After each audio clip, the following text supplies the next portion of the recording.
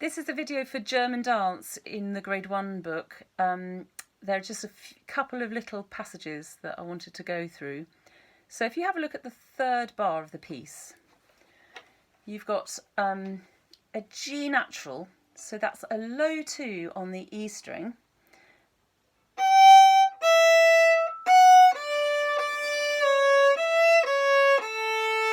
Followed by a cheeky little fourth finger so that you don't have to cross strings too much.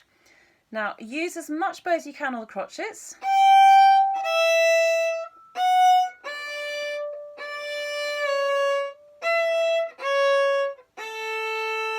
And try and play it really slowly, making sure you've got all your fingers in the right places. Why don't you do it also pizzicato, just to check that you're getting the right fingers in the right places. So, oh, it's not very nice playing pizzicato on your E string, sorry.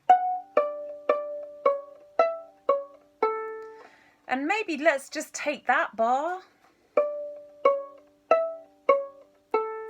If your elbow is far enough under your violin, that fourth finger should be nice and rounded and you shouldn't have to stretch too far. Also, just make sure your thumb is down under the violin so you haven't got it sticking up miles up here. That will also make it very hard if you've got your thumb sticking up to reach that fourth finger. So I'll just do that bit again.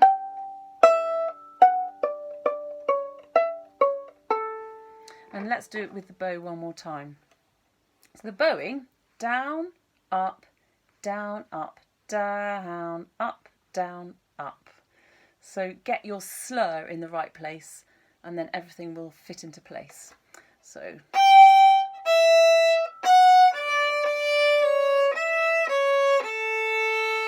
And then the last section of that first part is very similar.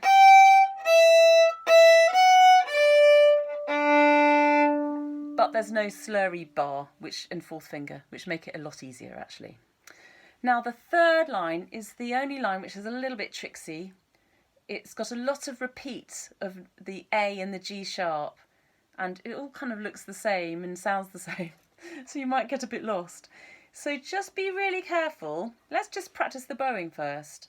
So we're going to go from the third line. I'm going to go an up bow.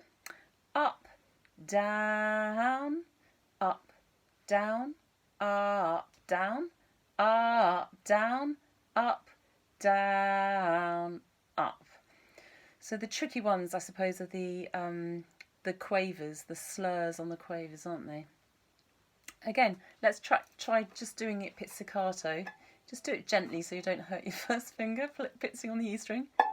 So you're starting with 3 fingers, and then your G sharp is absolutely tucked up next to that third finger.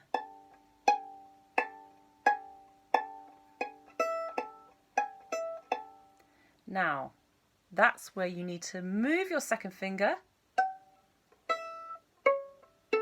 So the hardest bit is the fact that you have to move your second finger from G sharp to G natural, and then when you're on the A string, it's high again, so it's a C sharp. So you have to kind of keep moving your second finger around. So just make sure you're really clear where your second finger is supposed to be. Is it best friends with the third finger? Is it best friends with...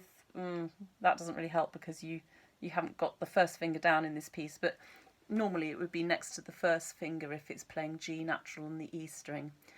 The natural sign is the one that isn't the hashtag. The sharp sign is the one that is the hashtag.